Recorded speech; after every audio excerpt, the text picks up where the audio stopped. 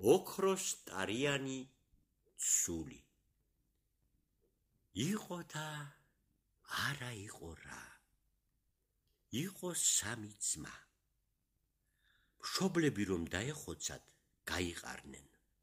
უფროსმა ძმამ სახლკარი დაისაკუთრა. შუათანამ ბოსელი, ბოლოლას აღარაფერი ერგო. დაუდგა ძმებს მოჯამაგირეთ. ამუშავებდნენ დღე და ღამ, ლუკმის ჭმავაკი ეზარებოდათ. ერთ დღეს ბოლოლა ძმა უფროსმა ძმებმა ტყეში შეშის მოსაჭრელად გააგზავნეს. გაიმზადა სამი დღის აკრძალი. აიღო ხელში მამაპაპის დატოვებული ცული და გზას გაუდგა. ბევრი შეშა მოჭრა, დაიღალა და პურის საჭმელად მდინარეზე ჩავიდა. წყალს რომ დაეწაფა, თავი ვეღარ შეიმაგრა და შიგ გადავარდა. თვითონ გადარჩა. მამაპაპეული ცული კი წყალში ჩაუვარდა. ბევრი ეძება, ბევრი იწვალა, მაგრამ ამოდენა მდინარეში ცულს აბა რას იპოვლიდა. რაღა უნდა ეხნა საწყალ ბიჭს. ჩამოჯდა ქვაზე და წყალს ჩაზახა. ჩემი ცული გამომიჩინე, ღმერთი არ აგწამს. შინ უცვლოდ ვერ წავალ, ძმები მომკლავენო. ამ დროს სად იყო სად არა, მდინარის ნაპირას ერთი წვერიანი კაცი გამოჩნდა.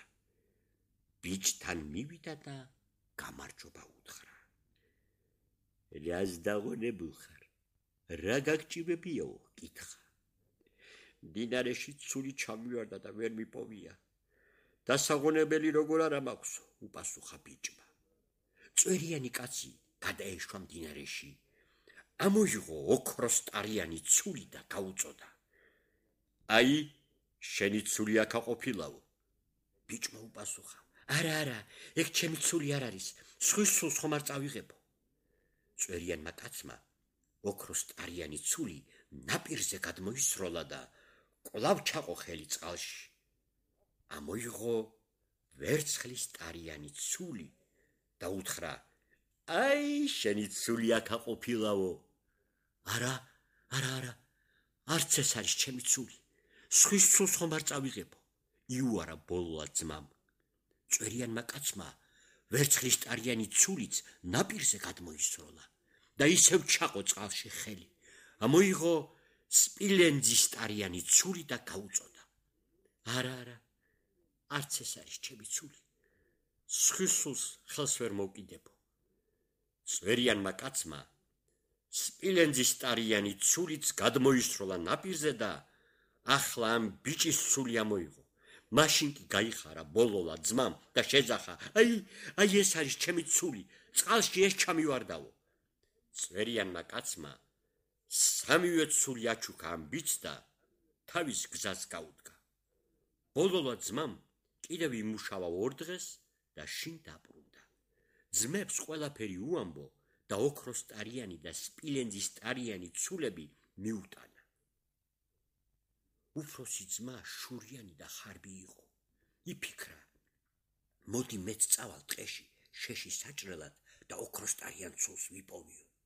ადგა ცოლს 3 დღის საგზალი გაამზადებინა. აიღო ხელში მამაპაპეული ცული და გზას გაუდგა.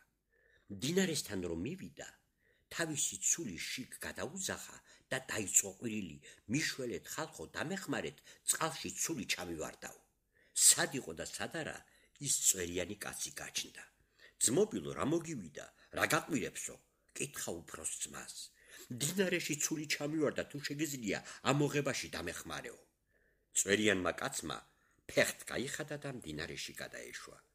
ამოიღო ოქროს ტარიანი ცული და უფროს ძმას უთხრა. აი, შენი ცული შეხედე სად ყოფილაო. შურიანმა და ხარბმა ძმამ ვეღარ მოითმინა და ყვირილი მორთო. ჩქარა გამომიტანე, ჩემი ცული ეგააო. წვერიანი კაცი გაბრაზდა, გამოვიდა ნაპირზე. ერთი მაგარი სილა გააწნა და უთხრა. ტყუილის მთქმელს არც თავისი ცული ერგებაო. ოქროს ტარიანი ცული ისევ მდინარეში გადაუძახა და თვითონ გზას გაუდგა. ხარიბი ძმა უკან გამოუდგა, კაცო, რას მიშვრები? ჩემი ცული მაინც ამომიღეო, მაგრამ წვერიან კაცს უკან აღარ მოუხედავს. ასია. ხარბი კაცი სხვის ქონებას ეტანება, მაგრამ თავისასაც დაკარგავს.